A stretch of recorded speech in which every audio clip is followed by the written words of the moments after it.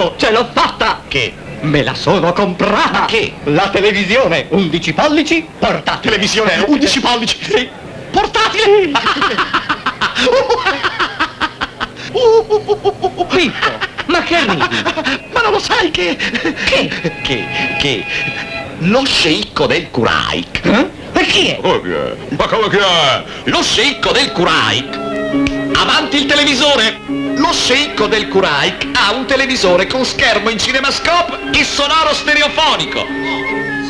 Accendere! Ma Pippo, forse tu non hai capito bene. Il mio ha il primo canale, secondo canale... Terzo, il quarto, il 18°, il Ma no, 300. Pippo, che c'entra? Prende anche la Svizzera. La Svizzera. Lo sceicco del Kuraik. Subito TV Honolulu. Ciao, ciao, qui TV Honolulu, i programmi della serata... No, no e no. Oh, Napoli. Napoli in linea. Scusate tanto. Pardon. Buon appetito. Pippo! Faccia prendere? Il mio ha il comando a distanza per cambiare programma. Comando a distanza per cambiare programma. Senti, Sì? qua, senti. Lo sceicco del Kuraik.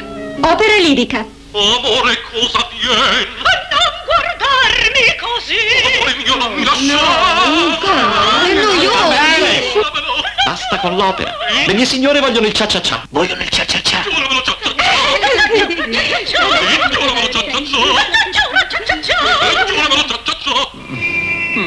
Mamma mia, Pippo! Oh, finalmente il bitter San Pellegrino! Oh, il bitter San Pellegrino. Sì, però lo sceicco del Kuraik. E no, Pippo, lo sceicco del Kuraik! Ma che c'entra? Che... Lo sceicco del Kuraik, quando vuole un aperitivo dal sapore frizzante, un bitter calibrato al gusto giusto, anche lo sceicco del Kuraik, come te e come me, beve il bitter San Pellegrino!